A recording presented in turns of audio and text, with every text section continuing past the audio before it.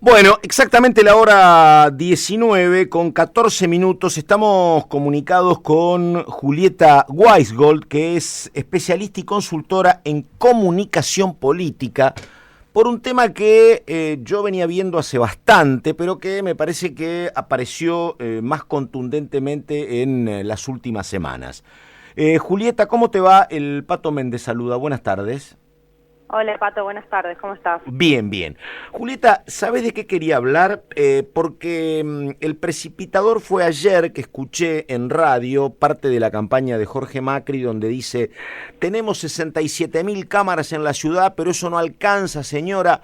Ahora vamos por el chorro que le roba el celular a su hijo. Y todo eso previamente tenías el Carcelovalla de el otro candidato de ese espacio, tenés el todo o nada de Patricia Bullrich, tenés los vamos a pasar por encima. Parecería, o no tanto, concretamente, que el discurso está muy corrido a la derecha, y lo que yo te quería preguntar, me parece que en ninguna otra campaña se permitieron estas cosas. Me remito a Bussi en Tucumán o a Patti en Escobar, a decir esto tan libremente o con tanta contundencia. Pero nada, te escucho, Julieta, ¿qué decís? Bueno. A ver. Mira, a ver, este es un proceso, hay que inscribirlo en un proceso que está pasando en todo el mundo, ¿no? Sí. Una emergencia que ya lleva más de 5 años, pues, sí. Casi una década, ¿no? De los discursos de derecha y los discursos radicalizados de la derecha, no solamente, digamos, no una derecha de centro, no una derecha, llamémosle por ejemplo, del consenso post-franquista como fue en España. Claro, el discurso del PP, efectivamente, o si querés sacar el discurso, yo al Alzogaray estas cosas no se las escuchaba, o a María Julia Alzogaray, efectivamente. Una derecha que ya no se tapa, ¿no? Desembosada, podríamos decir. Desembosada, exactamente. Sí. Y es un fenómeno que está pasando en todo el mundo, ¿no? Y y viene de la mano también, o casi es, no te voy a decir solo consecuencia de eso, pero estar manada es casi una reacción de ciertas cuestiones. Algunos dicen, bueno, es una reacción conservadora, no una reacción al avance del progresismo en el mundo, y eso es parte de la cuestión. Pero también hay otra cosa un poco más subterránea que está pasando, que es que hay una dispersión muy fuerte en estos últimos años del discurso público del progresismo. En Argentina particularmente se ve, ¿no? Sobre todo en este último, en el mandato de Alberto Fernández, con una narrativa progresista que la llamo progresista en el sentido de eso que hace avanzar al pueblo, ¿no? No progresista en un sentido de categoría política muy exigua. Pero hay como una dispersión, una narrativa muy dispersa que hace que frente a eso haya un poco de orfandad, ¿no? En el discurso público. Y frente a esa orfandad surgen respuestas macizas, ¿no? Retóricas macizas, que son las retóricas de la derecha radical. Ese es el caso de... ¿Hola? Sí, no, te escucho perfecto, te escucho, dale. Empecé a escuchar un ruido. No. Es el caso de la derecha radical, el emergente más claro de eso es Milei, ¿no? Y sí. Milei es un poco, puede llegar a ser, veremos con el tiempo cómo progresa, pero es algo parecido a lo que puede ser el fenómeno de Vox en España. Sí. Vox en España, ¿qué hace? Entra a jugar el juego político y empieza a correr a todo el campo de juego, más a la derecha radical de lo que ya estaba. Sí. Y yo creo que es eso, se explica por múltiples factores, pero uno de los factores es esta dispersión del discurso público, ¿no? Y el del discurso político de la centroizquierda o del progresismo en el mundo y acá también. Sí, a mí lo que pregunto es, me parece como muy cortoplacista, y digo, como votante me gustaría algo un poquitito más profundo, con más densidad, porque me había olvidado acá de García Moritán diciendo voy a dinamitar el Ministerio de Acción Social. Digo, me parece que vos podés decir, quiero correrlo o quiero, en otro momento se hablaba de protestar en algún lugar alejado del obelisco. Pero lo que no me gusta como ciudadano es que no haya ninguna propuesta para decir, che, veamos cómo le mejoramos un poco la vida a la gente, porque esta respuesta o esta presencia en la calle tiene un origen en necesidades básicas insatisfechas y no hay nunca alguien que te diga, veamos cómo atendemos esa demanda social, me parece, ¿no? Bueno, es que ahí hay otra cuestión un poco paradójica, que es que uno va a mirar en la opinión pública qué es lo que está pasando. Nosotros medimos junto con la consultora de opinión pública una vez por mes, y cada vez que medimos algunas cosas como clivajes, ¿no?, para ver de qué lado está la sociedad frente a determinados temas, nos damos cuenta de que si bien hay un corrimiento del discurso, digamos, social, ¿no?, del clima, hay un clima de opinión, ¿no?, un poco corrido hacia la derecha respecto a otras épocas. También es cierto que cuando uno empieza a profundizar y empieza a ver de qué va ese clima, se encuentra con cosas que no se pueden explicar fácilmente. Por ejemplo, a ver. Hace 3 meses medimos más del 40% de los votantes de Milei están a favor de un rol del Estado más activo, ¿no? Entonces, ¿cómo se puede explicar eso si Milei dice exactamente lo contrario? Claro. Evidentemente, sí. sintonizando las propuestas de Milei, ¿no? Lo que está llegando a Milei no es exactamente las propuestas. Por eso te decía, frente a la liquidez de los discursos, esta cosa maciza, ¿no?, radical, que tiene más que ver con los tonos y las formas a veces que con lo que efectivamente están diciendo. Y eso, lo que va a hacer, si llega a ganar un gobierno de derecha o de derecha más fuerte, ¿no?, más radical, va a haber un hiato, no va a ser tan simple el cumplimiento, digamos, de las promesas de campaña. No, para nada. En todos los sentidos, evidentemente estamos en un proceso de transformación y de cambio político. No, además, digo, uno ve que, por ejemplo, gana Yarlora o gana Pacerini en Córdoba, que están absolutamente alejados de estos estilos, gana Puyaro en Rosario, gana el gobernador electo de San Juan con estilos distintos. Así que bueno, habrá que ver cuál es el porcentaje, pero lo que yo tampoco termino de entender, tal vez atiende a un sector muy particular, ¿no? Pero yo lo escucho a Milei gritando, ¡viva la libertad, carajo! ¿Viste? Y a mí me hablan así y lo único que logran es alejarme a mí, pero me parece que debe haber algún punto vinculante con algún sector de la sociedad que eso lo engancha, ¿no? Bueno, vos fíjate que Milei tiene mayoritariamente, la composición del voto de Milei es voto joven y varones. Exactamente, claro. Es la mayor parte de la composición del voto de Milei. Y es un voto, bueno, no voy a decir antisistema, pero hay algo, eso no digo antisistema porque no es 2001, ¿no? No. En 2001 sí había un grito antisistema, era que se vayan todos. Ahora el que se vayan todos está adentro. Claro. Dentro de los partidos, del sistema partidario, esa es la novedad, ¿no? Claro. Es lo más ruidosamente antisistema adentro del sistema, una paradoja que en 2001 no existía. Y que viene a tirar a todo el sistema político, ya dije, más hacia la derecha. Claro, por un lado, perdóname, es bueno eso que decís, muy interesante, porque por un lado lo que logra Milei es correr a la derecha el discurso, pero también lo mete adentro y no lo deja afuera, es así, ¿no? Claro.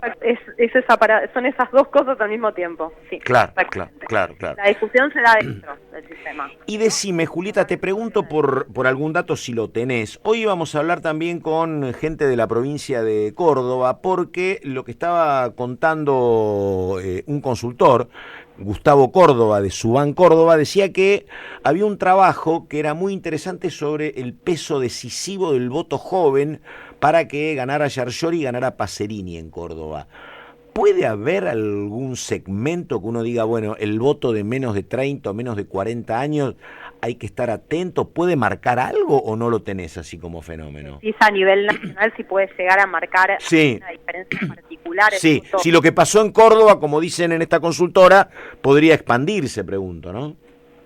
Mira, el voto, en general el voto en términos de segmentación, el voto de la gente de edad mediana es es el voto que en general acompaña mayoritariamente a Unión por la Patria, digamos. Claro. Unión por la Patria, así como la composición del voto de Milei es mayoritariamente voto joven, Unión por la Patria tiene mayoritariamente voto de edades intermedias y más mujeres que varones, y esto en general tiene que ver con los signos progresistas. Y algo, la presencia de Alberto Fernández, si tuvo alguna característica narrativa particular, fue justamente la expansión de la ley del aborto, unas cuestiones así más de género. Sí. Entonces, mujeres y edades medias. Y la composición del voto de Juntos, más la gente de mayor edad, ¿no? Tiene una mirada más conservadora. Si eso puede llegar a generar una sorpresa por sí misma, yo lo veo medio complejo, no creo que haya sorpresas en sí mismas, digamos. Creo que tiene más que ver con la composición del voto en general. Sí, y te pregunto, ya sobre lo discursivo, corregime, pero yo lo que veo, por ejemplo, hoy venía para acá y vi un gran cartel de Larreta, que me parece que es nuevo, donde aparece con Santilli y dice, basta de odio, sí al diálogo. Me parece que es una respuesta a Bullrich, y lo que te pregunto es, la sensación que uno tenía era que iba Larreta, que hace un año creía que era candidato presidencial y presidente ya casi determinado, me parece que hace bastante que va como respondiéndole. La que tiene iniciativa es Bullrich y él va detrás tratando de corregir o tratando de diferenciarse. ¿Ves algo parecido vos o no? Sí, así es lo que está haciendo en realidad todo su posicionamiento político desde hace al menos, te diría más de un año, desde que apareció Patricia Bullrich, es un poco en dispersión, ¿no? De hecho es lo que está pasando con su imagen, que está en caída, y con la intención de voto, que la tiene más floja que Patricia Bullrich, en casi todas las mediciones, las que tenemos nosotros y las que he visto, ¿no? Más allá que dicen que hay una diferencia yendo a encuestar personalmente o no y demás, es así. Y Larreta está desposicionándose, pero la verdad es que este último tramo de la campaña yo lo veo como un acierto. ¿En qué sentido? Porque está poniéndole palabras a un enemigo interno, que es Bullrich, su adversaria interna, es lo más tangible que puede hacer. Lo que viene haciendo, el juego de zigzagueo que viene haciendo después de la pandemia, entre posiciones más duras y más blandas, lo único que hizo fue desposicionarlo, fue plantarlo en un lugar.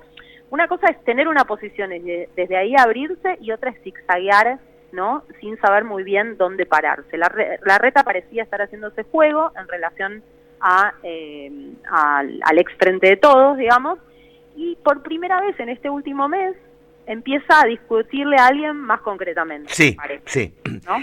Y decime, y después hay un tema que uno entiende porque justamente hoy recién consigue un alivio por el acuerdo con el Fondo Massa, y esto de ser 12 horas ministro de Economía y 12 horas candidato es como muy complicado. Pero digo, no está claro el discurso del oficialismo, porque tenés a un Massa que estaba ocupado con lo otro, ahora a lo mejor tiene más tiempo, tenés la viudez de un sector del cristinismo por la situación de Pedro, lo tenés a Grabois, a Massa en el medio, no ve uno un discurso de campaña claro, ¿no?